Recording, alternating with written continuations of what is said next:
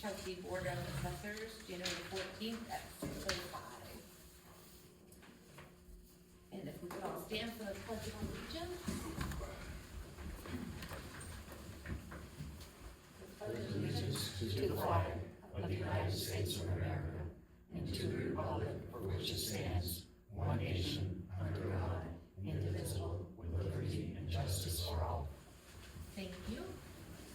What's that? First order, the number 2 abatement, Luzette, Blair, RE 1325 in the amount of $1,164. That's right. Yes, so thank you. This is a building in town. An assessor values buildings on April 1st of every year. I did not know at that time that this building has quite an issue in construction, that it's pretty dilapidated and had it as a regular building. Thank you. I tried to print out the picture. Yes. And I just determined that it had no contributing value to the property. It was behind the fence, and they very nicely let me do that. Some other sheds on the property, so there's not no building value, but that building in particular is more of a cost than it is anything else. So that is, yes. The valuation of the building is roughly $68,000, and the tax resulting $1,100.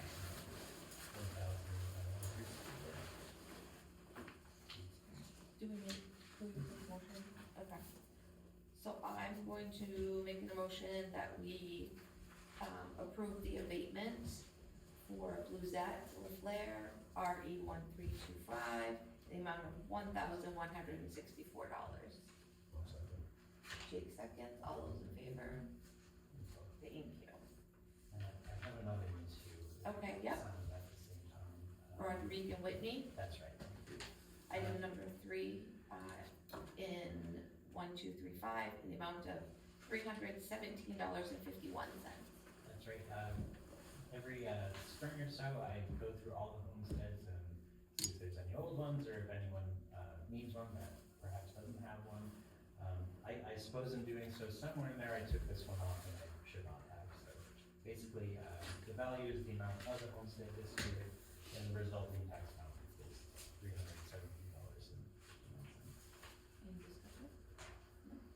I'll make a motion that we approve number 3, abatement for Rodriguez and Whitney, 1235, in the amount of $317.51. So, Jake seconds, all those in favor? There, I have no info. Oh, okay. Fantastic. okay. And then any other business to come before the Board of Assessors? Nothing. I'm gonna adjourn the meeting at, 6:06, you want a motion, second? I'll make a motion that we adjourn the meeting at 6:06. so. All those in favor? Yep. Okay.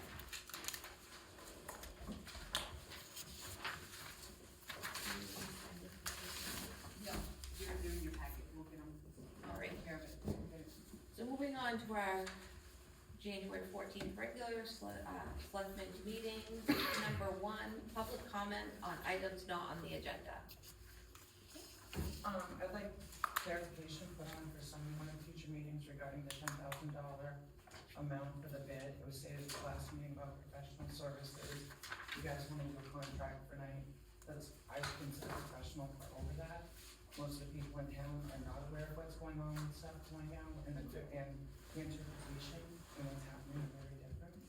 So I think we need Yes, official clarification. we do have that coming up. Okay, thank you. Yep, thank you. And then, no public hearing. Number 4, adjustments to the agenda. Hi, Hi, you have the floor.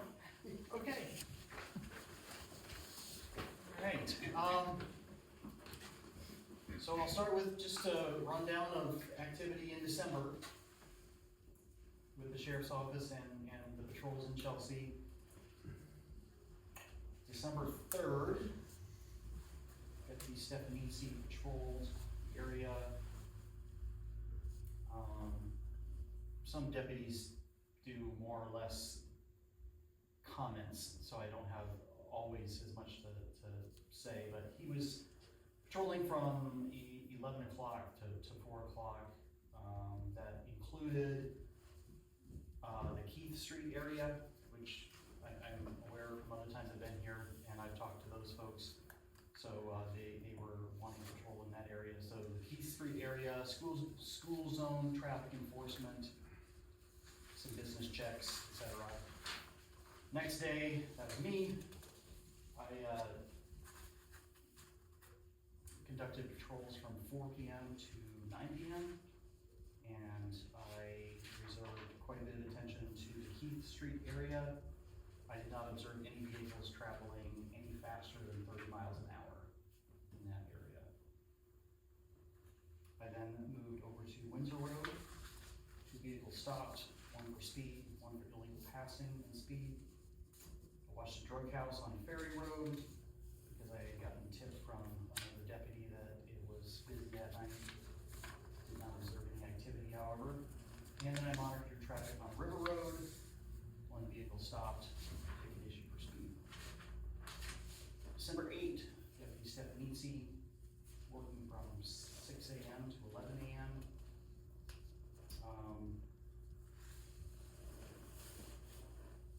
Looks like he didn't update the comments. It's the same as the other one, so I doubt he did exactly the same thing. So I'm not sure which one of these, I don't know what he did other than there were traffic stops, warnings given. But I don't know anything more about where he went because it didn't update. Yeah. And December 10, Jeremy York, from 3:30 to 8:30. A lot of, it was in the middle of a storm, so very little traffic, no violations really. And that was the town meeting that he assisted with there. A lot of slide offs that he assisted with through the storm. December 12, 3:30 to 8:30, me again. Monitor traffic on Eastern Ave, no vehicle stopped. Traffic on Togus Road, 0 vehicles stopped. River Road was the ticket with 6 vehicles stopped. 1 vehicle stopped for, this guy had no valid driver's license and an expired registration from 2023. And he slapped a Texas plate on it, hoping that would be okay. And no insurance. So needless to say, and he'd been stopped by APD, Augusta PD and others, all kinds of warnings. So yeah, I towed his vehicle. That was the biggest ouch for him. Because apparently he didn't care if he got stopped, but towing his vehicle, that hurt him. So that was good. We had plenty of chances. And Sean Dixon patrolling on New Year's Eve from 5 to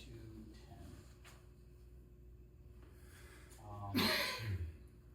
And he's in a bad mood for having to do this on New Year's Eve, but He was not, he just did not detail what happened that night. He called and spoke to me and said he was not putting on there what happened. oh, so there was stuff happened, we know that stuff was going on. Okay. So there you have it. I'm sure most of you saw the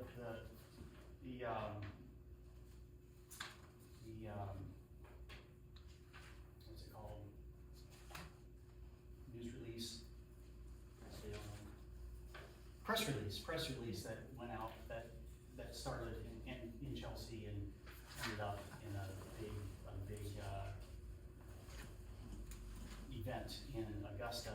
So we are definitely paying attention to the ne'er-do-wells on Ferry Road, and hopefully we can still continue to put the pressure on that.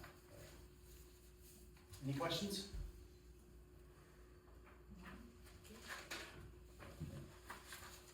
Thank you for coming. Glad to. Thanks for hearing me. Thank you. All right. Again, send us any feedback on areas that need a little more attention. Gives us the ability to pinpoint where we need to be, so. Thank you, have a good night, be safe. Thank you. Moving on, approval of consent agendas. A, AP warrant number 17 in the amount of $96.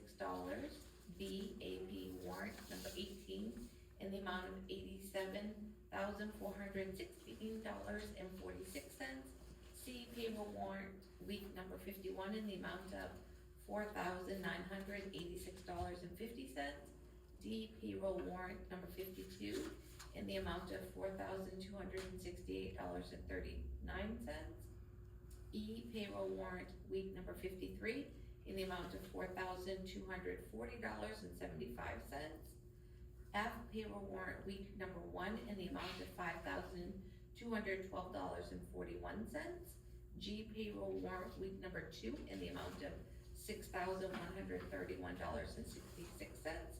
H, minutes of November 19th, 2025 meeting. I, minutes of December 10th, 2025 meeting. And January minutes of January 8th, 2026 workshop. Which warrants are those? Those are the ones that are added there. Oh, I didn't add those. And warrant number 19 in the amount of $319,177.82. Warrant number 20 in the amount of $27,537.60.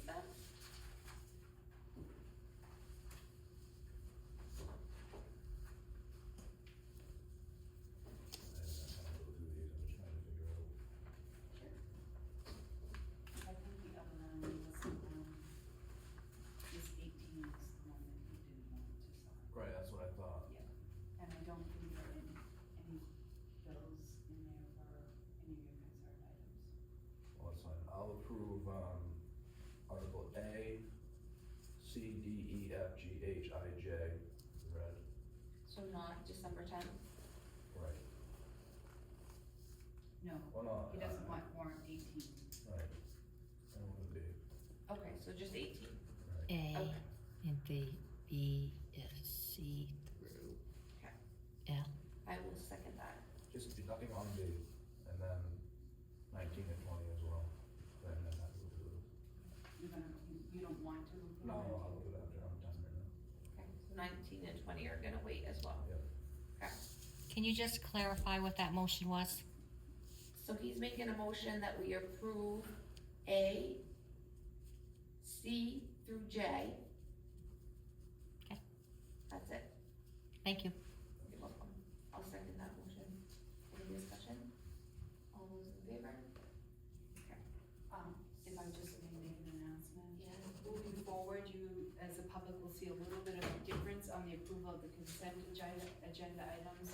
No longer will AP warrants or payroll warrants be listed on here, only the minutes will be.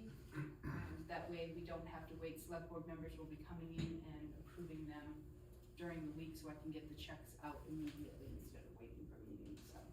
Just it's We gonna don't- look different next time. We don't think it's worth at least putting on this so residents know where money's going, for that sake of it. I guess that's a discussion for you as a board, but In the past, they've always been on the agenda, even though they were signed weekly to bi-weekly. Right. Just because there's often someone, what's up with that? I don't know, that's my opinion, it should be on there, just so that people can see what we're actually, Considering over 10,000 was just spent on sand that's not even on here, I think people have a right to know where their tax dollars are going, especially considering the climate of the last raise. We discussed that last meeting. would you like me to review anything on that? I do, but I'm only one person. I mean, if it, Oh, we'll leave it on. okay. Thank you.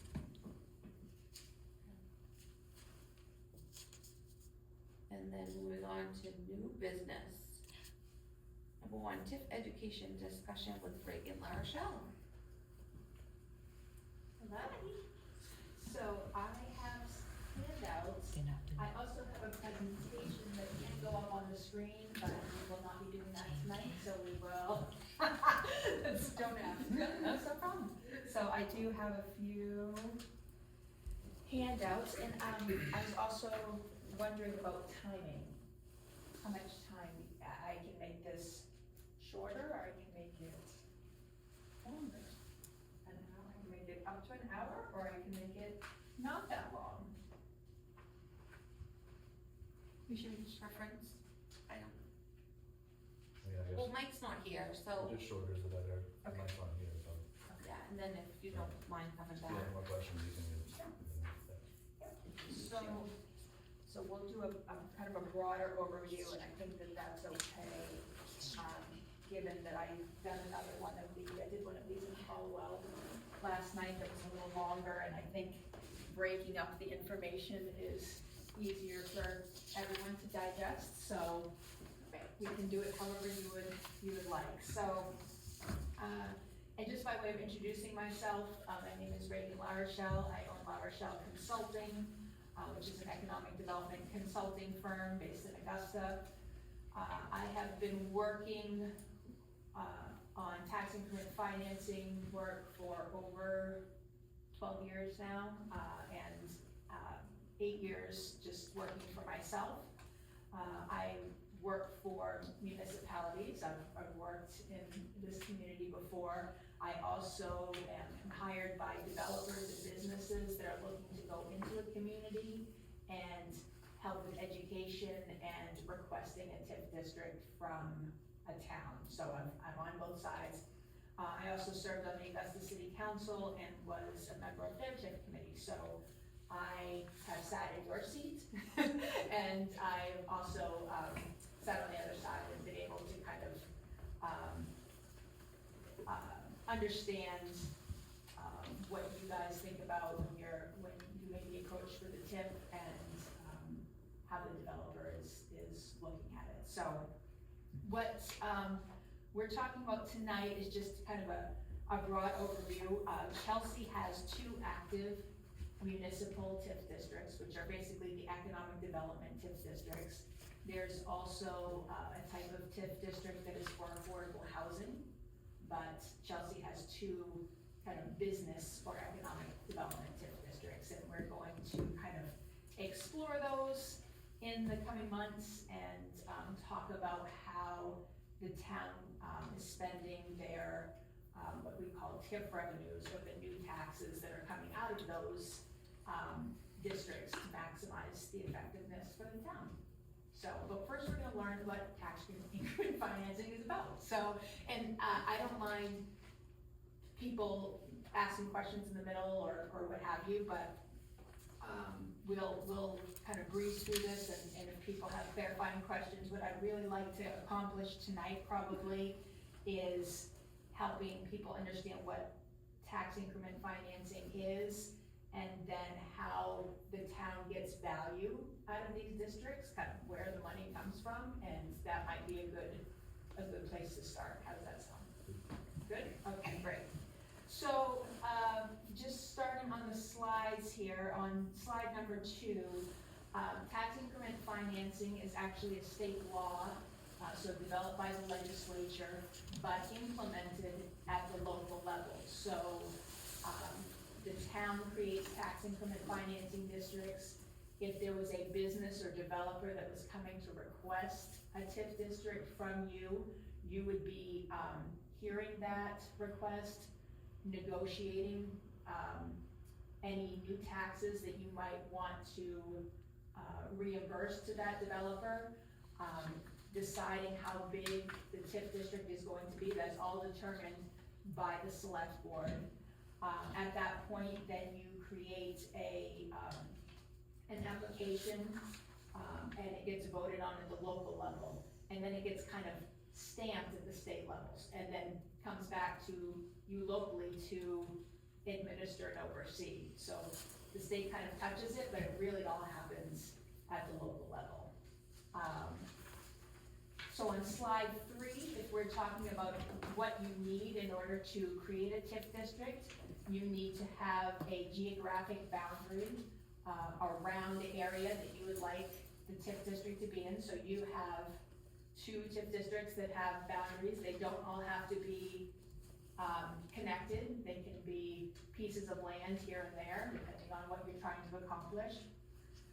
When you are creating a TIF district, you have to determine what the value of that property is when you create the districts, and that's called the original assessed value. You need to create that application, which is called the development program, that tells how the town is planning to spend the new taxes that are created in that TIF district. You have to have a plan on how you're going to spend that money. The application then goes through the public process, and which includes a public hearing, and is it a select board? No, it's town meeting vote that you have. And then the application is submitted to the state, just so that they can make sure that you are spending your TIF revenues according to state statute, essentially, and that you follow the rules in creating the TIF district. So that's how you create a TIF district. Like I said, Chelsea has 2 of them. And again, when we're talking about why you have a TIF district, usually what will happen is that, well, actually Chelsea's had 2 different instances. The most common situation is that a developer or a business would come to you and say, we are creating new jobs in the town, we're adding value to a property, significant value, so there'll be more tax dollars. We're expanding the tax base, we're taking down a really horrible looking building and putting up a really nice building. It's usually something that the town would be interested in, the town would want. And so in response to that, or a lot of times, especially in this climate, businesses and developers are having a hard time getting financing. And so what the town is essentially saying is, if you bring this value to our town, whether it's jobs, new municipal value, or anything else that the town feels is valuable, we are willing to invest in your business by giving you a portion of those new taxes that you are creating in the district as a reimbursement. So again, the developer would put new value into a property that creates new taxes, and the town would then be willing to reimburse that developer a portion of those new taxes that they created for a certain amount of time. And that's the win-win for the town and the developer. Let's see, if we go to slide number 6, just kind of what's in it for the municipality. As I said, a developer or a business would be coming to you because they are creating jobs, adding value. It's something that the town would want. If it's not something the town wants, then you don't have to approve the TIF district. You don't have to give them a TIF. You have no right or responsibility to grant a TIF district. But there is something that is a really kind of important piece that actually I think Chelsea may have taken advantage of when they created their gas TIF, their pipeline TIF. So the town anticipated that there was going to be a lot of new value in the town because of these pipelines that they're putting in. So they created, or you created a TIF district to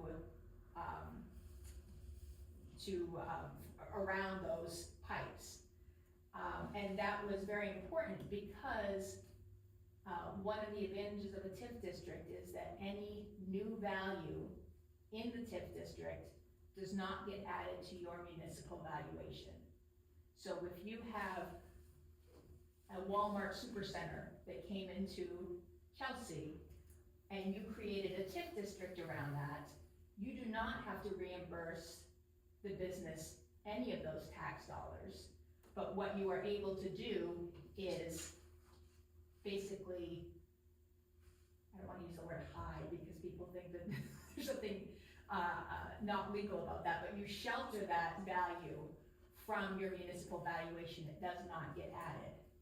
And the reason that that is important, if you want to go to slide number 10, is that you are then sheltering that value and avoiding tax shifts. And so this is just a quick example, and one of the very important aspects of TIF districts that municipalities like to know about. This example below talks about a new investment when there isn't a TIF district. So someone comes in and creates new value in your town, the new investment results in new taxes. However, the increased value from that property gets added to your municipal valuation. And the municipal valuation is a factor in 3 formulas that have to do with funding with the town. The first one is your aid to education, the second one is your revenue sharing, and the third one is the percentage of county taxes you pay. So when your municipal valuation goes up, because you have a Walmart Supercenter here, the state recognizes that and says, oh, Chelsea is now richer. They have the ability to raise more taxes, so we're going to give them less in aid to education. We're going to give them less in revenue sharing. And for county taxes, you would have a higher percentage share of those county taxes, again, because your valuation is higher. By putting that Walmart Supercenter in a TIF district, the state and the county would not factor that into your valuation at all.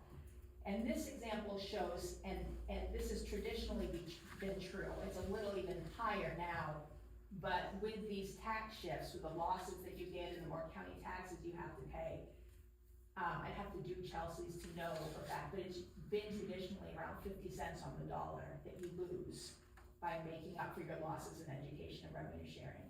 So it's an important tool in the right circumstance to be able to kind of shelter that value from the state when necessary, okay? Let's see here. I guess, oh, and only other, since I passed it out, I'll show this to you too. Oh, maybe I didn't. Did you get two of these papers? I didn't get another one for myself, so that would be a help. But I just wanted to, again, drive home this idea of a tax shift. If you're looking at the first sheet, that is a TIF district for 8 market rate apartments that were created in downtown Augusta. If you're looking, this is how the revenue was created in the TIF district. This value here, the 715,000, is the new value that is in that property in Augusta, an additional $715,000. Multiplied by their mill rate, you see new taxes of $10,500 essentially. Are you guys both following on that line there? Okay. So at that point, in Augusta, they were really keen on having this particular building in downtown Augusta that hasn't been renovated for 70 years, to have 8 new apartments upstairs in the upper floors. So they gave this developer a 100% tax reimbursement for the first 10 years and a 50% tax reimbursement for the next 10 years because he was having a really hard time getting financing for this project. And for Augusta, the priorities are density, downtown, and to preserve these buildings. So that's what they did. What I wanted to draw your attention to is the number at the bottom here, this $433,000. That is what Augusta anticipates the TIF, that new value in the district will generate for taxes over the 30 years. Okay, that's the $433,000 in new value that is being created in the TIF district. If you compare that to the second sheet, which is talking about tax shifts, and what we had just talked about, I just wanted to show you with this example. These 2 forms, by the way, are what need to be generated when you're creating a TIF application, and so these would be things that you would be reviewing if a developer were to come to you. But basically what the tax shift sheet shows is what would happen if $715,000 was added to Augusta's municipal valuation. As we talked about, that would be the number would get plugged in. And this says that they would lose about $4,300 a year of their education, aid to education. They would lose about $2,500 a year in revenue sharing, and they would lose a little under $1,000, or they would have to pay $1,000 a year, approximately more, for taxes, for county taxes. So at the bottom right here, this far bottom right, you can see how much money they would be losing to tax shifts if they did not put that property into a TIF district. Does that make sense? The $254,000 at the bottom right, that's what they would be losing for tax shifts if they didn't put this in a TIF district. The reason why this number is important is because this tells the city of Augusta that they would be losing 60 cents on the dollar anyway if they didn't create this TIF district. So they're happy to give this developer some reimbursement on their taxes because they would rather have that money going towards something that's going to enhance their downtown and create more housing. So, how are we doing? Are we good? You're good? Okay, good. So I just wanted to make that point in terms of the advantage of TIF districts, and the kinds of things that this select board would want to think about when they are creating a TIF district, for example. So just so we stay on schedule here, I guess the last few things I would want to touch on are that there are some limits to how much acreage and how much value, that original value that I was talking about when you create the TIF district, there are limits on how much of the town can be in TIF districts. You can't TIF the whole town, for example, and hide the whole increased valuation. So there's limits. Chelsea is far away from those limits. But the last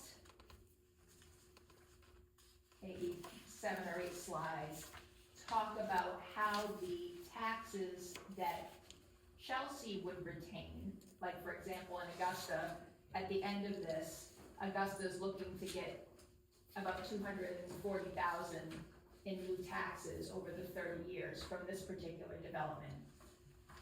How they can spend those tax dollars that are in line with state statutes, because you're allowed to shelter this money and give the benefit of not having tax shifts. Kind of the drawback of that is that you can spend it on certain items that are related usually to economic development or marketing for your town. There's an array of items, but you do have to spend it in certain ways. So that's kind of the drawback. There's a pros and cons for everything, right? So at some point, I think we're going to be digging in more to how Chelsea is spending their TIF revenues now. And the ultimate goal would be to spend as much of the TIF revenue funds on things that you'd be spending your general fund revenue on anyway. A portion of your town manager's salary would be related to economic development because she does that work as part of her job. So what is that percentage of her time that is used towards economic development? That should be used, TIF revenue should be paying for that. They probably are already, but for example. They're not. I made the recommendation a couple of years, but they haven't moved towards that yet. Okay, so that's something that we need to educate and talk about, how we can move things,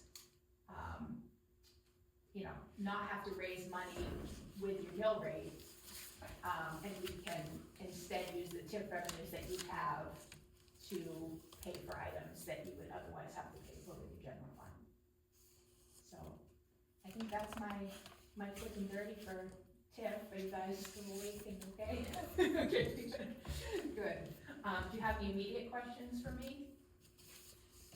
Could we pull our CEO a little bit of his budget out of that? You should be able to. Again, I need to, Yeah. So again, what you're allowed to spend your funds on right now is already in your, both of your TIF plans. If a portion of his salary isn't included on that, we would probably want to include that because he definitely works in the TIF districts and, you know, I'm assuming you're talking about code, that was code enforcement. Yeah. So, you know, he has to work in the districts in that way, so we would want to kind of look at what makes sense and how much of that we could attribute to the TIF districts, for example. But, and that would be for anything, you know, assessing, Christine's salary, other things as well. You say right now we're not doing any of it. We are not, no. Okay. We talked about it briefly at the budget meeting last year, and I think the year before, and at this point, there was no happy feeling towards moving like 10% of my salary out of TIP. At one point, my first year here, we had a person that was working on economic development, his stipend came out of TIP every month. Currently, the person that helps the planning board, the young lady that you saw here the other night, I do pay her out of TIF, only because she's working on all the ordinances and whatnot for them. And age-friendly, or the newsletter, that sort of thing comes out of it for community development. But the ultimate goal that I have with Reagan is, one, to bring up what we should have, because it's been kind of discombobulated with Scott's departure and my arrival, things hadn't been updated, and then figuring out what percentage we can spend on infrastructure, and then really maybe rewriting the plan at some point to make it more conducive to what Chelsea needs now.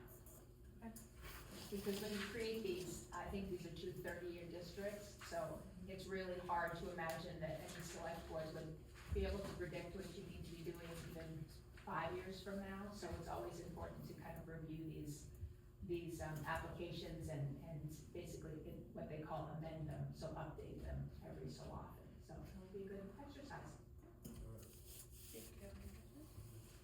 Any questions from the audience? Ask, you do? Yes. So, you may not like that. So, what we're gonna bring to the assessment side is I wanna make sure that we're using, what our numbers really are for TIFs. My guess is that the TIF money is gonna be commingled with fund balance. Is there a Not separate- entirely Not correct, entirely. but the bulk of it is in an investment account commingled with other investments. Yeah. But it's broken out in sub-accounts on our accounting plan. So, I went to a class in November concerning TIFs and making sure Joe and I went to Auburn. And one of the things they mentioned very sternly was to make sure that your TIF money is not commingled with other balances, and that you have a really good handle on how much that money is. And then making sure that what is expended out of your TIF is well accounted for as well. Maybe I had that discussion. I think we're gonna move this in the right direction. We had a recent experience in another town where they had commingled their TIF with fund balance. And they were going to take money from fund balance to pay for a sand and salt shed, and found out that their fund balance is not as healthy as they thought it was. They would have been short in your checkbook come June. And it was that close. So I wanna make sure that I'm confident that we're getting the right numbers, and we're all adding, Christine's got a perspective, Reagan's got a perspective, we've worked together before, and the assessment side has a perspective, to make sure that those 3 legs are all solid underneath the town's tips, and make sure we know what's going on. As Christine said, turnover can really snap the rug off underneath all your knowledge, and historical knowledge, and institutional knowledge. We wanna make sure that we're in the right direction going forward. Yeah, I think there's a little bit of I'm a little scared, but we'll just make sure. We're gonna get it right, and tomorrow it's gonna be better. If it needs some work. That's all we can do. So, Thank you.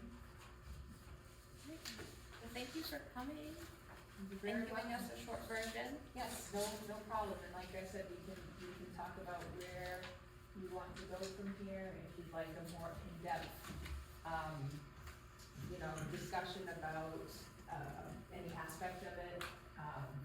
I think at some point it would be beneficial when after you and I talk and we get the numbers where we're supposed to have them, so you and I to come forward to the board with a recommendation on how the plan should be adjusted, let them review it and then eventually take it to town meeting. And we're talking probably next year at this point, but it needs to be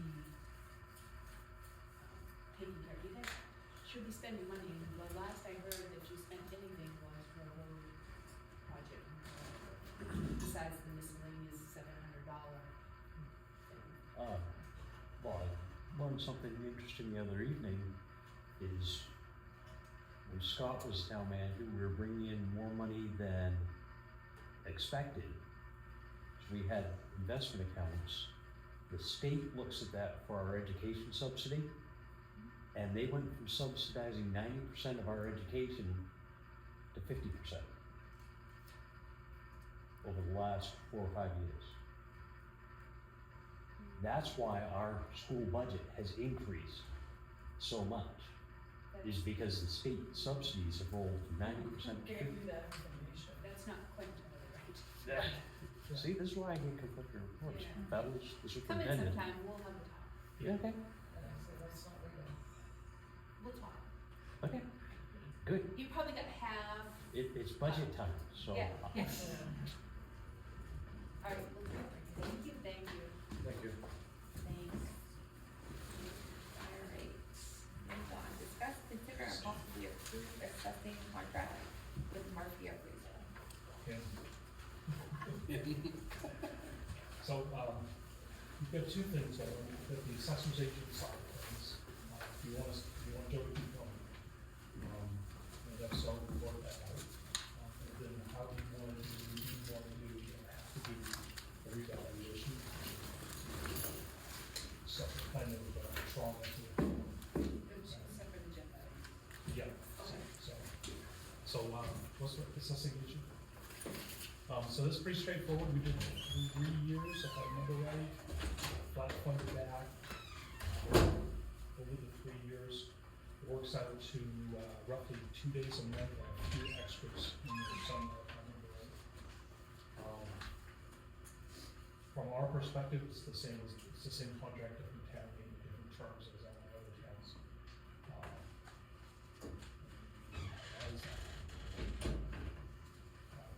Joe can speak more to how much it's going to steep in the last, what week is it? June, it's down here on the actually. Yeah. Obviously, picked up whatever there was at the time, and want to move the town forward, with some of the product records. The first step is assessor's agent, so, what do you want to consider that? Any comments? I didn't get my question, do you guys work with, BlackRock at all? I know about that. Sounds cool. Everybody But this one, They're just an affiliate, they're trying to, their mindset is to get the property values up where we can't afford it, they'll come in and buy it and we own nothing. It's happened all across the country, and I just wanna make sure that you guys aren't affiliated with them, that's all. yeah, we follow. It's a very dangerous place. Yeah, well, anything, the assessor's agent, we have this symbiotic relationship. And the assessor's agent goes out and finds out the building was overvalued, and they bring something forward. The assessor's agents have no right to do anything else other than the basic work day in, day out, and bring recommendations to you. The board approves everything. We get the work done, and you trust us to get the work done, and yeah, I know this South. I just have to ask, it's a big issue in the country right now, so. Yeah, I'll have to figure it out. Luckily, assessors, assessors, if I'm out the market, assessors do not work on commission, so if, raising values, lowering values, we follow the market, dramatically. So there's nothing in it for us, as far as raising values. We don't get paid more or less, or, anything like that. We're just looking to make sure the tax burden on the town is evenly distributed amongst everyone fairly. when we find something, there's always something. That comes back to the board's gonna approve an action. If the board says, yeah, we heard you tell us that the town's at 50% of market value, and we don't want to do it, okay, we can move on to the next thing. It's up to the board and up to the town, so. I'm your worker bee. You take the phone calls. Do you need a motion from us? So I'm gonna make a motion that we approve, the assessing contract with Murphy Appraisal. I'll second. Jake seconds, all those in favor? Alright, and then the second one is approve reevaluation contract. Alright. Floor is yours. Strong. So, the first and foremost thing in the town is that you're working, your records are 1985, it's all paper. If we wanted to go in and adjust a value for all the garages in town, and add $3 a square foot to all the garages in town, you have to go through every single account individually. That data really needs to be loaded to, Trio's account maintenance full system. Otherwise, you're gonna be back here in 5 years, and it's gonna be another value, amount of money that you get against value again. And it's just no control of that. So the proposal includes data loading of everything that you have. You probably want to do personal property first, and then land, and in the process of that, take what's on the property first and load that to account maintenance Trio. We don't have that yet on short maintenance. And then take that information as preliminary data to go out into the field, confirm, correct, and do all those things. It's a lot easier in my experience to do that. I've done 10 or a dozen full revaluations and 3 dozen plus internal revaluations, which are a lot cheaper, a lot easier, and a lot more efficient once you have the data loaded. Then it becomes verification. Instead of rebuilding your house every 10 years, you're gonna fix the roof, and then you're going to make sure the windows work, and that's the plan I foresee for the town, is get that big work done, then maintain it on a 2 or 3 year cycle after that, so that we're maintaining the valuations as close to full theoretical value as possible. And I'll cut back to the state funding, and Reagan's exactly right, there are 3 other pieces here. The town is already being valued by the state at 100% value, regardless of where we're at. They do that town-wide, statewide, for all the towns every single year, and that is what drives your percentage of county and school and revenue sharing. So you're being treated as full value either way. What I found in my experience is that when the town is closer to that full value mark, you actually got a better handle on what's going on out in the community and how people's values are being treated. When the town moves up 20% as a package, which is what we did 2 years ago, I think it was, or year before last. Within that stack of valuations, from the lowest to the highest, some properties probably needed to go up 5%, and some needed to go up 50%, but the whole package went up 20%. It really perpetuates inequity within the town. Makes your homestead look really good, but it really doesn't help your overall town's situation. There are people's in this town that should be paying less, and some that should be paying more, and you just won't find it until you go knock on the door and see what's going on. Our mode has been to be very proactive. When someone calls, we go see. It's not a question of, I'll get to you, it's going to be this or that, and make sure that we're doing the best we can. And it's still imperfect, but we still make that effort. So, that's what we're proposing. We're very flexible on, timeline. The budget's gotta support this somewhere along the line. How do you want that to look? And, when we're doing extra work here, we might be doing less in another town, and we work on, internally to make that work out. So we're willing to work with the town in that respect. really want to emphasize that I'd like to see Trio's account maintenance purchased as soon as possible. I'd rather see that, than a revamp. At least from there, we can start dealing with things in our spare time, his spare time. And just progress the town forward. You know, the next time we need to, you know, once the reval is done and the data is loaded, if we need to add $5,000 to all the land value, baseline values in town, we can do it in 60 seconds. And it's done. The way it is now, you've got to take 1,500 copies of it and maybe change everything. Tremendously time consuming. And I've got a couple of other towns that are in that mode. But they're moving forward. It's just a question of now. I want to use the technology. We're not going to fly drones over people's properties. We have a question going on whether they want to treat people right. It's the way it should be done. So that's the long and short. We had kind of that discussion before. But it'll be traumatic. No two ways around it. The first one is, it's hard on taxpayers, it's really hard on assessors. Getting that done. Joe just did Alset, and he's probably saying that I'm not doing this again. And I've done a dozen or so, and it's hard. But once it's done, the equity of the town goes up dramatically, and tracking it and adjusting it going forward goes up dramatically. And then we go from there, as long as we do.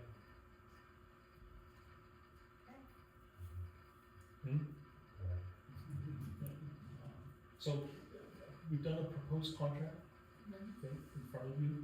If you want to do something different, Christine, I think mentioned wanting to push off a year or something. So you had originally put it in to start this June 26th because we talked about this last fall. Right. And I said, there's no way I didn't have it in the budget, so this is appropriate timing if you decide to move forward. We put the first installment in the budget moving forward. So, and you can do this 4 years, normally what it is. Yeah, whatever you like. Like I said, you know, it's, I've been in town government since I was 6 years old, because my father was the city manager at that point. So I understand how municipalities work and moving things forward. Communication will be a big thing. And just get it done. Joe did 1,300 properties in Allsett, something like that. It is, 1,450. 1,450. Walked out and walked all the doors.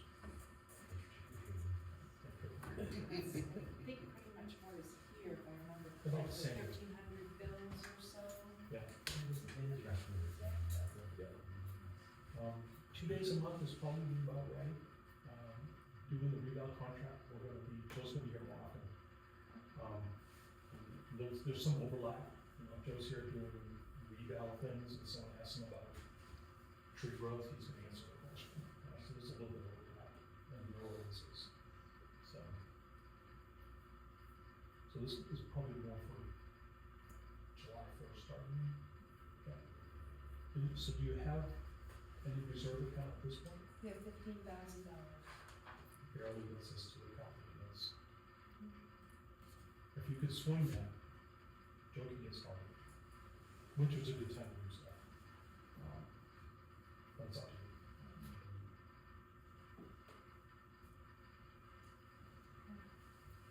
Keep any comments?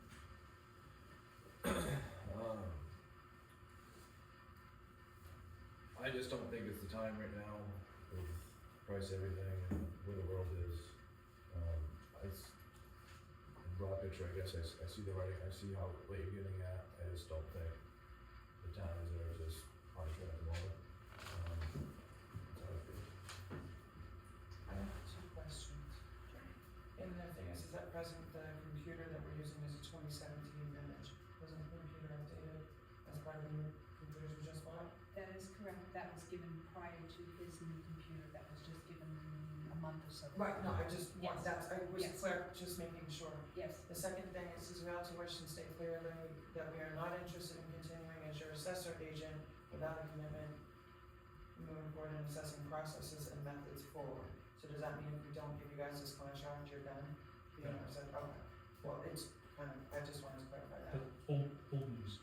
Okay, third question, is it possible to not do the full re-eval, but work at getting, which this is something that's needed to be done for a long time, I'll agree with it, going from the paper, let's do baby steps, into getting it at least in a computer system. That's it. That would be with the maintenance. Purchasing. No, I'm saying somewhere in between Full extent, right? the full extent and what we've got now, is there a middle ground that you could start taking the cards in small batches and putting them into the web version? Like, Yeah, it's- trying yeah. to meet in the middle is my, because those cards are ancient. The town did do a semi-reeval a few years ago, because I remember I almost got my head in a flat on that one. So, but we've gotta get out of the card system, I don't think I anybody's. completely agree, and I think it should be an option, and we get the trio set up, so you have the option to get it up to speed. That's And what, then, you know, and slowly like trickle in, like as a property gets sold, it goes from the card into the system. As like, just to start maybe over the next year doing that, is there some happy medium? It'll take a couple of years. But you, And that's you- fine, right? and that's what I'm saying, is even if it takes, I'm just, So, yeah, I don't think things should be on a card, I mean, it should be up to speed technology wise. Yeah. Easier to get to, and then down the road, yeah, when it becomes whoever's. When it's time for the reevaluation, it'll be easier to do it. Well, right. Okay, yes. Everything will be right, that's, organized and in I'm trios. just, I'm not saying we don't need a reeval, we kinda do, I'm not gonna lie, we do, I'm not. Wait, most states. And I'm not, that's what I'm saying, I'm not disagreeing, I just think right now, but if there's ways we can do baby steps, and not jump into a giant pond, do like I'm just trying to think middle ground, that's also setting the town up for success, when we do have them do the full year, just a happy medium. And especially now that we've got the new computer and stuff like that, just,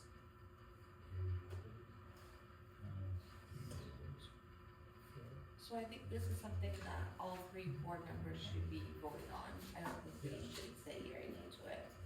So, I do think trio is what we, the We'll trio put that in the maintenance. budget for this year, yes, That needs absolutely. to happen. yeah, the Yep. full trio web Yep. update, yes. Not web, not well. Oh, yeah, Oh. that, we still have sequels, but he's talking about an addition, we have short maintenance now, he wants regular. So, So, and data load is way easier to do in SQL than it is in Word. So that, okay, so, just so, Okay. and that's our experience on it, we work with both. yeah, So you're saying if we're gonna do a program, SQL would be the better one for the town to consider buying? We we already already have, have sequel. Okay. we're just gonna do a data load.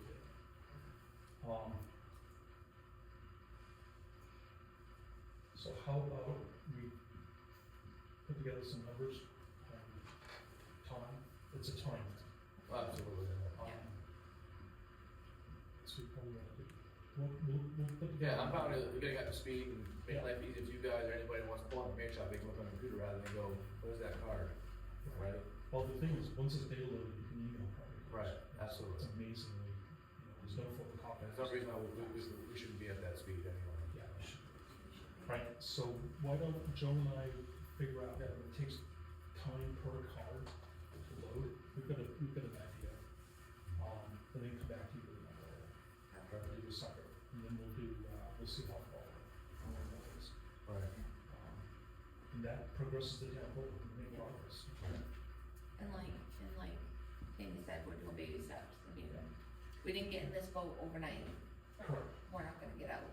But possibly in a couple of years, we used to tell the town, we need to do the reval, it's costing us X amount, we have to do it. But we've done all these things, so our reval's gonna cost us less for these, I mean, I Yeah. just. Been a long haul. Can you just list out any consequences that may happen for putting this off? Like, the state says we're at 68%, we're supposed to be at 70, or, So, yeah, I don't know what their issue is here. okay, So eventually, when you're below 70%, you're gonna get a letter from the state that says, what are you doing to fix your issue? Factoring up, I will be very close to refusing to do it, because solar bases. So, when you get below 70%, you're gonna lose 10% of your homes, of your true reimbursement for every 1% under 70 till 60, you won't get it. It's only one big number. Paying about that.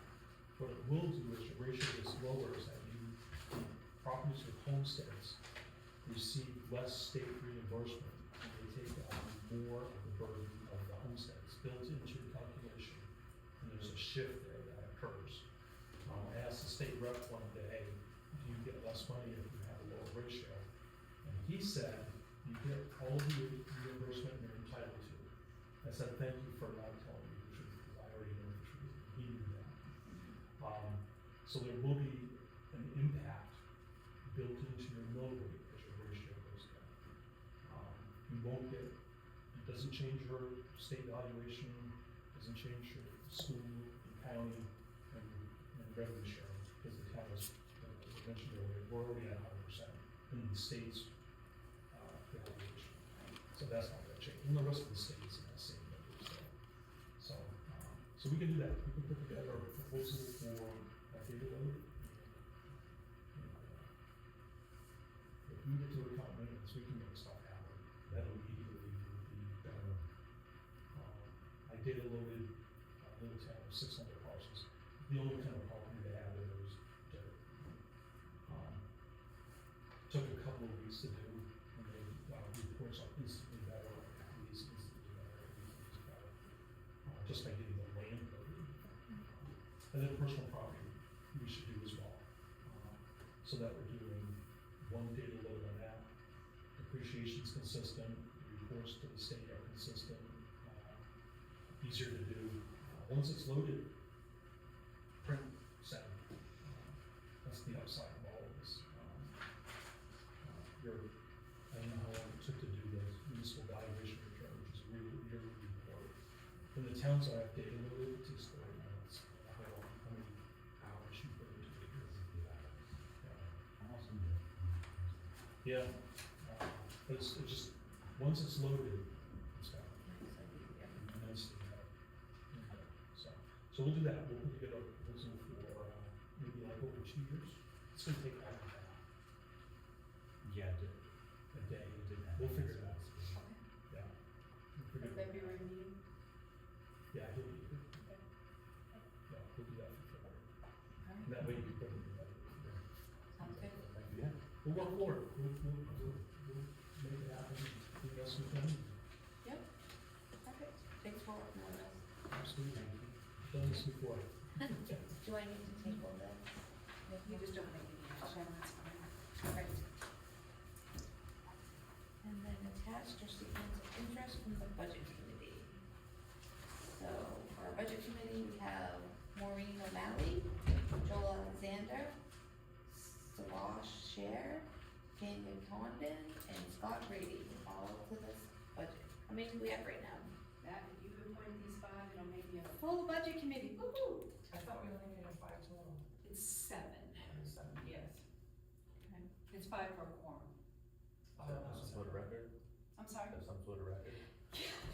I haven't had a full one in the years I've been here, that's, And this is all for a 1-year term correct, it'd be till June. until June of 2026.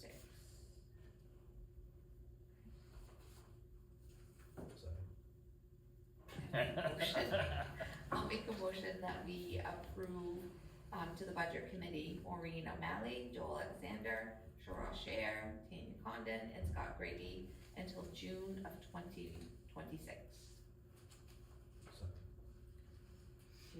Seconds, all in favor? Thank you. Perfect. Thanks for going on the board. Review fiscal year 2024 upcoming foreclosure list. So Chairman, this is more of an informational piece at this point. We do have, you see, quite a few, 2.5 pages full of properties that are set to foreclose. For fiscal year 24 taxes. I believe that next week, the 45-day notices are going out to these people. I will tell you that they have a mortgage they wait till the last minute, they wanna secure their interest, they're not wanting to let the townspeople decide. But in interest of knowing how this board wants to move forward, the top of the list is ABC Fuel Inc., which is the property you have been dealing with at 10 Searles Mill. I guess my thing is, you need to think about, come February, when I bring this back to you, if this isn't paid, this is a dangerous building. Do we want to assume this building, if the taxes are not paid, failed to be paid? Or do we want to waive foreclosure because there is a process with that? Now, as of the other day, we still have not got the court junction or injunction, whatever they call it, to enter that property. So, as you would call it, the board had asked Attorney Ferrante to move forward with the writ of execution to enter. We haven't got that yet. So this is more informational, please think about it. I expect some of these to be paid, no problem.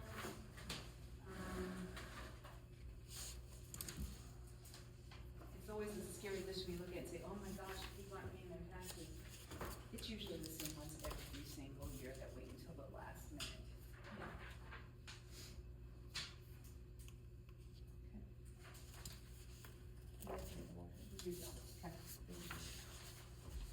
And this will come back to us. It will come back to you in February when we're getting close to foreclosure, to decide what you wanna do with the properties. As far as not possibly foreclosing on some of them.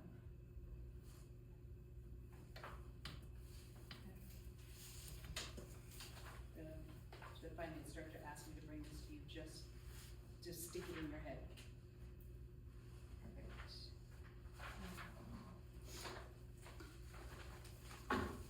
Old business discussion regarding the bond equipment for plowing contract, bullet construction follow-up. So this is a follow-up discussion surrounding the bond requirement. I had Doug Grady watch 3 meetings that we determined were at least agenda items for the plowing. She looked through those sections on the video, and was not able to locate where Tim was told not to have a bond. Now, whether or not that was brought up at another meeting, meeting of the board, it seems to be the consensus of 3 of us in the office that we remember him being told he didn't need a bond. Vice Chair Susie asked for this to be brought back with research. We did the research.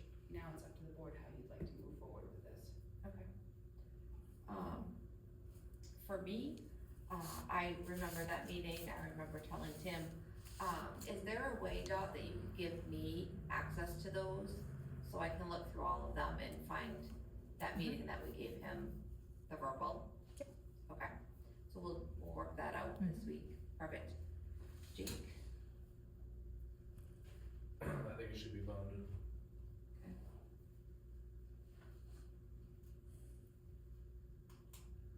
And Mike's not here to talk about it. Okay. Well, Mike seemed to backtrack last meeting, so the fact he's not here is a little concerning. He got deleted in his. Oh, no, I'm not, Yeah. I'm just saying, but Yep, he got on deleted. this, I shouldn't say concerning. It's a little like, you guys really, cause he was backtracking, so if he would split it. I remember giving my word to Tim in a public forum. Yeah, but Tim said it was Mike that did it. We both did. He talked with Mike separately, all on his own. But I would like to go through those. I will make the time this weekend. I will get an answer to Christine if I found it or not by Tuesday. And then we'll They're all on YouTube. bring them up. We need, You'd have to have a special meeting. Or wait till February. Okay. But you can call a special meeting, alright, so it's something you can think about. Has the town's attorney been consulted over this? yes.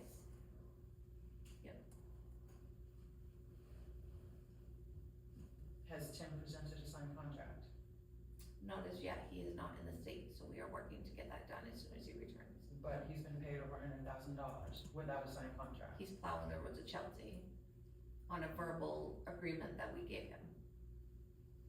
If he wasn't plowing, then obviously he doesn't get paid. Well, it's not appointed, so it doesn't, I mean, it doesn't matter, he can do what he wants at this point. So he is plowing the roads, we have to, we're gonna pay him. He was given the contract in July because I have a copy of where I signed it in July. I asked him the other day for it and he said, as soon as I get back, I will give it to you. Can I ask, why, Christine, you didn't push for this further?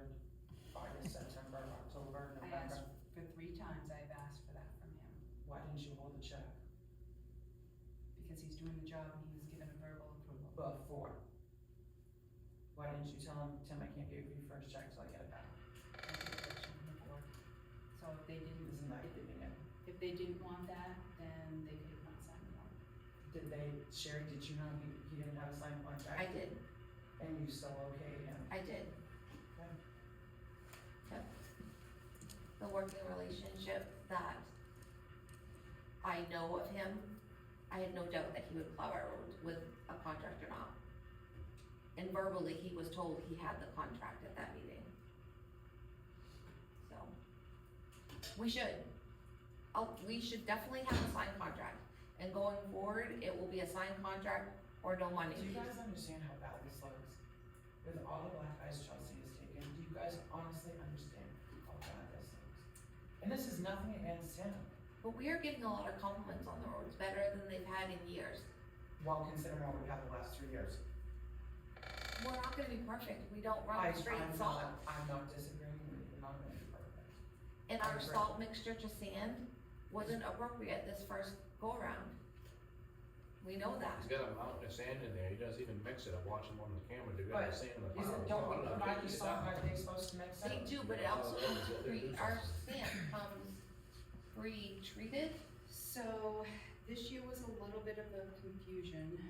One, because the salt guy delivered our salt to McGee.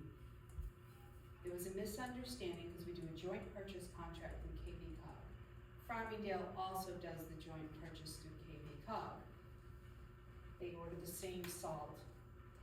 The salt company delivered it all to McGee because McGee stores Farmingdale's salt. So Mike McGee called and said, your salt's here, I'm gonna mix it before I bring your sand over. So it was all pre-mixed and then brought over. Now, the gentleman that's in charge of the plowing contract, he did tell me, Mike Frazier, that the sand that we got this year was not good sand. It was dead sand. It was not doing the job. It wasn't sticking to the roads. He attempted to make it a little bit hotter. So that's where we're at this point. Were any of these concerns expressed back to McGee Construction? I asked McGee how much we got delivered, if it was the full 1,700, and he said, yes, it was. So I had a quick decision to make, and I called 2 other vendors in addition to McGee, and one of them quoted the same price as McGee, and one of them quoted 10 cents more a ton, and they could have it here in 2 days. So, knowing the complaint to the contractor, and knowing I was gonna get the same price, I went with 1,000 yards from the other contractor. Which is better sand, what better sand? And we have had conversations, when it is ice, maybe we look at just doing salt priority. It's gonna be more money, Well, Town what meets. if they actually drop the blades and straight? so that's been a talk, communication. I don't think that, we're sand priority, we know that, that's what we've budgeted for, A lot of towns are, otherwise it's feasible. but, comparable to other towns, like Pittston, Randolph, Whitefield, I think our roads are comparable. I don't think they're horrible. Are there spots that need to be addressed? Absolutely. And I will say that I brought a couple to Christine, and within 30 minutes, they've been addressed. So, they're prompt in it into areas. There was one on Patterson Road that did not get touched one storm. Mike owned it, he had no idea why we didn't touch it, but was out there within 30 minutes. Moving forward, is it supposed to be addressed? Yes. And has it been addressed? Yes. So we're nipping the things where we find. Concerns do seem to be being met in a more timely manner than the previous contract. That's because they're local. They're here. So we have brought, we are talking about, do we do salt priority? What's it gonna look like to our budget? Is it something wise? When you say 100 loads, what's our ratio? Are we like 60/40, 70/30? I don't have any idea, I am not a salt mixture. But they didn't, maybe you didn't tell you what they mixed it out when they sent it? No, they never do. Sometimes they do, they have to tell you what I you have get. never, I've worked for many municipalities and not one of them. A lot of times they'll take 3 buckets of salt, put it to a truckload of salt sand. And that's something certainly. Well, that'd be Oh. close, that'd be 3 buckets, depending on the size of the bucket. Depends the size of the truck. Right. Oh, yeah, no. But you're talking, that's like a 70/30 ratio. Right. I mean, I can do that math. It varies. But that's what I'm saying, are we like 70/30, or are we like 28, like, Right, that's something we can find out. Well, and certainly, I'm going to just take a gander out on a limb here, and I might totally break on me, or correct me if I'm wrong, you worked in municipalities. If we've got an ice, they may mix it 60/40. The next storm, they might do 80/20, because it's just loose fluffy snow, we don't need that much. Is that correct? They put a hot loads. Okay. right, and that's what I'm saying, so I guess what I was trying to figure out is the sand that we had pre-mixed, we don't know if it was an 80/20. I don't. The only way we didn't get to figure that out is, well, kind of basic math. They hauled in how many yards and how many yards of it was salt, and you can back figure it out, it's basic algebra. Yeah. So we could actually figure out what we have. What we had from McGee? Yeah. Yeah, I'd have to, he gave us 17,000 yards, and I'd have to pull the salt first. 1,700. So, I'm sorry, 1,700. Oh, I'm like, that, That's a lot in there. I'm like, I didn't know I saw, I said, 1,700, I'd have to pull the salt slips and do that, so. and then, right, so I'm just saying, we could figure it out roughly if we're running, like if it came in 50/50 or whatever, and then. Fletcher? All I know is living where I live with half the road taken care of by Pittston and half by Chelsea, the Chelsea end has been better than the Pittston end all this year. And that's what we're hearing. Are they perfect? Are there spots? No, Nope, I'm not even Not gonna gonna say be. they are. we don't But- need. It's their first year doing it too, so there are gonna be misses. But they go back out and fix it. But I will say the ability to call them and get somebody on the phone timely and respectfully and to go right out and do what we've asked has been nice. I had two of them in my office asking for the list of mailboxes after that first storm, and I gave them 10 mailboxes, and they were right up to the door. And hitting mailboxes is gonna happen, I mean, anybody that, to me, that's like if you live in Maine, put it on a swing or stop you taking your chances. Yeah. So for them to, no, and I'm not, I get that, I guess there's just still some concerns. Yep, we need a contract, for sure. So.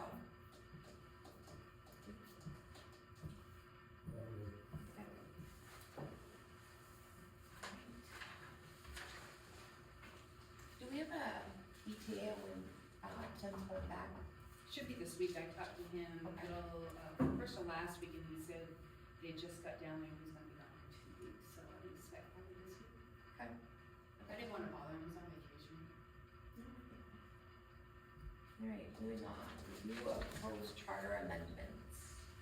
As I promised you, although the voters did vote down starting a charter commission, there was an alternative route of at least working through some items that are pressing, that need to be addressed. I took a quick stab at this. This is your first run at it. I would encourage each of you to go through it yourself, to see in your copies at least with what was redlined. I made things more appropriate according to state law. It's no longer about the board of selectmen. And a couple other things that, like, having the town manager be about being the assistant town manager. If you're gonna do that, then she needs to get paid for, or whoever's in that position needs to get paid to be an assistant town manager. That doesn't happen right now. So this is my first stab at it. I'd like to bring this back to you also. I've also asked for another set of eyes from a resident in town to redline it or blue line it. I'll volunteer, let us know. Okay. Can you email it to me, so I can find I it can. in Word, you know how in Word you do the search, word search? Yep. And that flags it, I'll Yep. shoot it that way. I did, but did I miss the select board? Yeah. And I did put that in, believe But it or not. usually usually what we find at work, cause I have to do laws and statutes all the time, if you do it and then I go through and I redo it, it'll pick it up the Pick it second up, time, okay. but it has to be two separate people, so yeah, I'll. I did a do the control job. F to find them to make sure I didn't miss any of them, but, Like I said, that's the go around we found is two separate people, two separate words, we'll do it. I'm certainly happy to have extra eyes on it. And if there's other recommendations, I would expect the public to come to you, so maybe share it with your, constituents and say, hey, we're working on this, we'd like to bring it to June town meeting. This was a reactive statement to what happened in the Swan era. I'd like to make it more proactive, to move Chelsea in the direction it needs to be. What about placing it on our town page? And you I'm could sorry. say something, I could say something. I'm just thinking, our town pages, still. Are you talking about the website? I don't have enough money, it got cut, so I don't have enough money to do the website. That's what I'm saying, right, but to put all this on there, would it even? I don't think we'd have enough traffic to our website. I mean, the only way we could do that, we put it on the website and put it in the newsletter, so please go look at it. But here we are getting to January, February, the voters did not want a charter commission to go through this. Which I had hoped would have happened to get it more thorough. I'm looking at it in between a phone call and between the person in my office, and these are what I've taken out or slashed through or whatever I thought was appropriate for the moment. Is there more stuff in here that needs to be done? Absolutely. But at least it's a start to get you more compliant. So, I think if you as a board do it, and Tanya does it, and the other gentleman that volunteered to take a look at it, we can probably come back and get together and say, this is our recommendations, and I haven't categorized them for town meeting. It can't be a complete overhaul, quote unquote. A category would be changing all board of selectmen to select board. A category would be changing the, elected committees, deleting the board of appeals, deleting all those ones that have elected, because that doesn't work. Deleting requirement for special town meeting, those sort of things. Okay. So, So this is coming back to us in February, and we'll take a look at it. yes, please. And I'll send that to you in an email. Yeah, for Susan. Sand salt shed condition, new versus repair.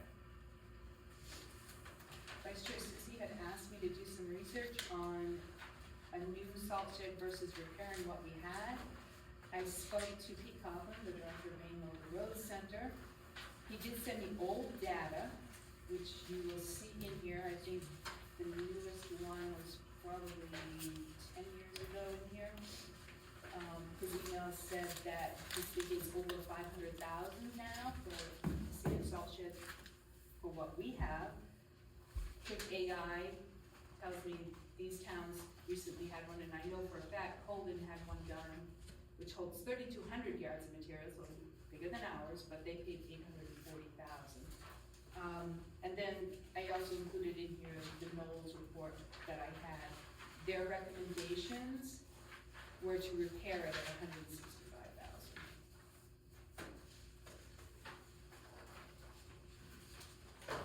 When they repaired it, was that, they're gonna reflash the whole place with the new floor and wall and everything, or what's the? No, it's basically, they chip out the bad areas. I'm not a cement person, but they like reinforce it, or whatever you wanna say, I think you can read through there, and then re-pour cement to have it stick to the walls. So it's kind of like rebuilding the walls without tearing them down, cause he tapped on it, and you can hear hollow areas where it's kind of disintegrating in amongst, because the boards. well, I was gonna say the rods, what do you call it? Rebar. Rebar are rusting inside. Give more The of the cement. downside, 'cause then you can see Yeah, it. yeah. So, but he did say, it's in damn good shape for the year it is. His suggestion would not be to build a new one now, but if we do a repair, we could probably get another 20 years out of it. So, but I think I brought this repair thing to you guys. You did a while back, And how long does a new one last? What's the lifespan? I am going to say you would get 10 to 18 years is usually the life I of think this. every time, Who said that? when I saw it, one of these things. Depends on how well you take care of it. Yeah. 10 years is a long time.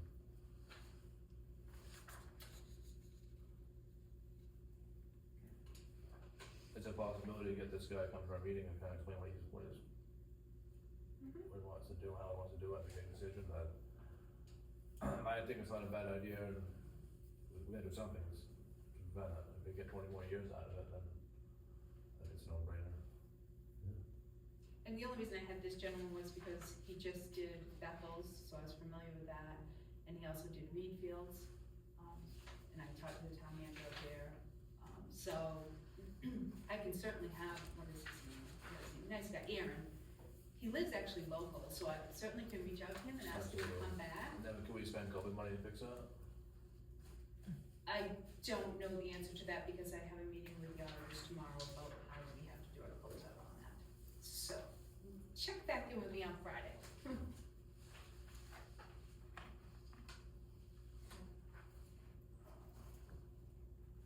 I'll invite you to a meeting.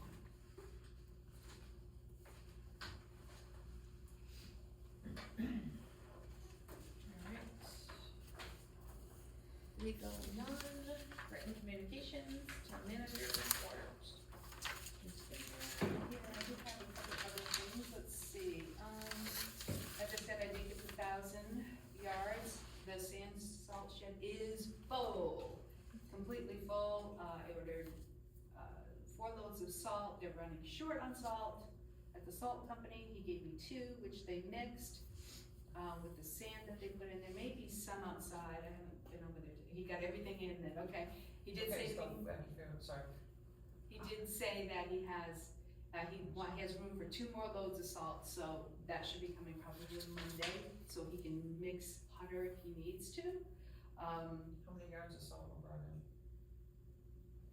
4 tractor trailer loads, probably 20 I have yards it. each. What you said too. You said you only got 2 loads. 2 loads in and 2 more coming. Right, I'm just saying, if it's mixed, we can figure out the mixture right now, I could literally figure this out. That's what I was. So, they do it by tonnage, Which is the other. 30.94 ton, 32.25 ton, and That's fine. 30.67 tons, so we got 3 loads. I don't know what that is, I assume it's 3 loads, I don't know. Yeah, there's 3 load slips. So, that's what I got off, And you got 2 more coming? yes, he said he wants 2 more. He's got room for 2 more. So, fingers crossed, maybe we have a light winter and we're good for next year? And all that's mixed in with 1,000 yards of sand right now. Yes. Yes. See, they were, I'll just. when they were loading over there, they were digging into that floor pretty good again too. Oh, it could be, I know that's breaking apart pretty good. They were digging right straight into us, I just want to remind them, like, well, these guys wanted to dig in. Okay, all right, I'll mention that to him I again. stopped over there the other day because the door was open and they had a bunch of salt around the door and just a mess in there, I don't know. I'll mention it to Well, him. there's something stored over there, there's a big, big windrow with just salt sitting there, and I don't know what the plan was with that, but Was that what they mixed in? that's what before the sand came, Okay, yeah. it just should've been what way over there, that's all. If the salt's tight, then let's use it for it needs to be. Let's see, am very happy to say that I had an anonymous donor come and speak to me, and they will be buying a new stove for our kitchen. Awesome, thank you. They told me to take Dot and go shopping for up to $1,000. And I want to remain anonymous. I also had a donor pay for the wiring in there, or changing the wiring, so that was good. That was no money out of us. As you can see, we have our new rug, which we absolutely love. Several people have been out from the office. It seems to be going around. Tomorrow I am hosting here, I'm super excited about, Kennebec Valley Managers Meeting. I think I have about 10 managers from Kennebec County coming. I had tried to rejuvenate this group many years ago and it didn't really take off. Everybody's so busy, and with Kennebec County having so many small towns, a lot of us couldn't get to where we need to be. So we always found it was Augusta and Gardner and Waterville that would attend because they have people. They can go to meetings. So this is my attempt. We've invited them tomorrow here. Age Friendly is going to do a small presentation. They're also providing us lunch. So we're going to promote that. We're going to give them each a little mug saying our Chelsea celebration. Really try to promote the good stuff here in Chelsea, and hopefully they're going to get a packet on everything we've done, same for seniors and the celebration days. Doc has worked immensely hard on that for me, so I certainly thank her publicly for that. I did receive an email today. As you may know, Windsor town manager, they have a new town manager. A nice young lady. This is her first town manager job. So myself and the town manager in China have kind of volunteered to kind of take her under our wing so she doesn't get beat up. And so she's gonna meet with us. She's also coming tomorrow, but she did reach out to me with two things. They had a Bureau of Labor Standards audit, and what she and the board worked on last month to amend it. So I told them we'll talk about what I went through. And super, super exciting, which I just sent it to Dot, I think today, was they're working in Windsor and they'd like us to sign on for an intertown driving program, getting people to appointments that can't get there themselves with volunteers. So sent it to her. I also took a phone call from Steve Hode today from Windsor, Okay, helping them set up an age-friendly community. nice. So, And he's coming to our next meeting. so good things there. Lastly, super, super good news. I've been working with Scott Grady as he's now on the school board. He brought me a list of juniors and seniors. I think it was in December timeframe or something. I finally got a chance to work on sending them an invite to be a student rep on your board. I drafted a letter, put it in front of his eyes, put it in front of Superintendent Tuttle's eyes. We found a little bit of modifications we're gonna work on, but then it dawned on me, by the time I get this out, seniors are gone. So I sent Scott back to get now sophomores and juniors for them to possibly start July 1 as an interest. It has a whole application process, which I'll share with you next month when I get it a little bit more amended. But in addition to that, I reached out to the principal next door, Principal Hernandez. She made me, she coordinated contact with the social studies teacher. We are going to host K through 6 here for visits. And also I will be probably teaching a couple of 1-hour classes to the 7th graders about Chelsea government and start their interest moving forward. They were super excited about the program, so I'll keep you updated on that. Perfect. Glad to get that ball rolling. All right, town office report is in here. Animal control. Is that in here? It is. Yep. And our CEO is in here. He's been busy as always. Fire chief report. It is, yeah. And your superintendent's report. Look at us. All right, verbal communications from our boards, Dot. To date, we have made 49 Sand for Senior deliveries, October 15th to today. We've had 3 out of the 4 resident sand Saturdays, where the volunteers open up the sand shed. We've had 101 people show up over those 3, this last one being 52, just about half of it. The 12 months of giving for January, we're doing the heat assistance. We've already helped one resident in town who needed some oil, but we're halfway through the month, and I have to tell you, I'm very, very pleased and happy and proud of the town. We've had $1,550 donated so far, We have a good town. halfway through, so That's awesome. That is awesome. It's nice to see the people stepping up. In addition to working on the kitchen, Age Friendly is gonna donate some money to put in the pull-down door for the serving window. We have a contractor who wanted to remain, they don't wanna remain anonymous, you know, we just wanna tell everybody what they're doing, but they don't want to. But he's rehabbing a kitchen, so they're carefully, instead of destroying them, taking out the cupboards and counters so that we can use them, what we can use in here, instead of purchasing them. So they came to us on that. Age-friendly luncheon, normally is the third Thursday, but this month, it's pushed back a week, so it's January 22nd. Okay. And they're working on, 2 summer concerts this year, 2 July and August.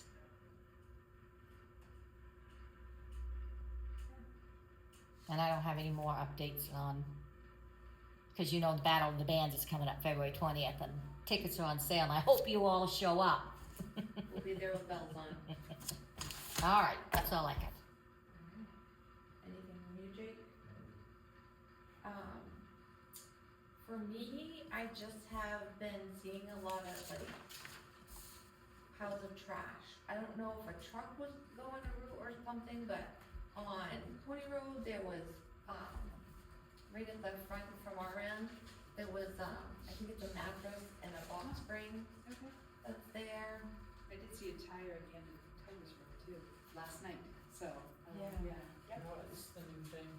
I think there's Where a we rocking got- chair on the townhouse, or Yeah, just there's down. fair, Yeah. on the Yeah, a lot of, side, like, you grain see bags. there's boxes Is that what it is? that go off, I'm just looking at that, stuff like that. I mean, I should have boxes on my place and stuff, and there is, it's just anything.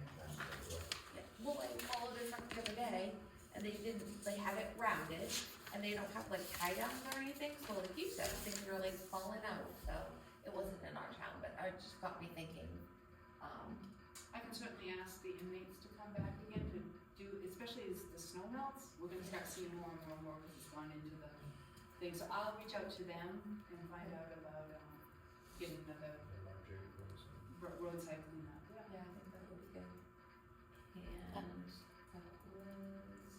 it for me, Chair Truman, can I have clarification before you adjourn? absolutely, On the consent agenda items, yes, was there a motion for B, K, and L that I missed? no, Okay, no, we're tabling those until Mike's Alright. return.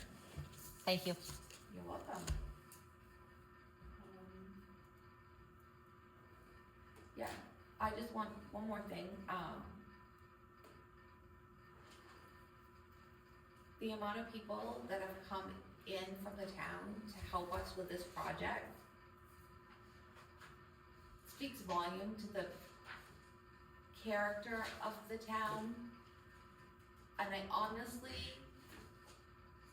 will honestly say I don't believe that if we didn't have the crew that we have in that front office making a difference, and I hear about you guys every time I'm out and about, I don't believe people would step up for that. But they see a change in that front office, and I just want you on public to know that I personally appreciate that, that townspeople really appreciate coming in, seeing friendly faces, not having much turnover. I think it makes a difference, and I think you're part of the reason that people are doing what they're doing for this town. So, lovely, thank you. All right. Molly, anything? The pictures of the barn in our handout, where's that place? Smith Road. Smith Road. Yeah, that's what you, That was Mike Wilson's place he sold. to there's the like neighbor. code enforcement officer going to go address that as a dangerous building, if you just took it from the pavement, The new, no, we didn't take it. or you just. No, the gentleman purchased it, paid the back taxes from Mike, and the gentleman's tearing down the barn. Anything else? No? I will make the motion that we adjourn our meeting at 7:43. All those in favor? Thank you guys for coming.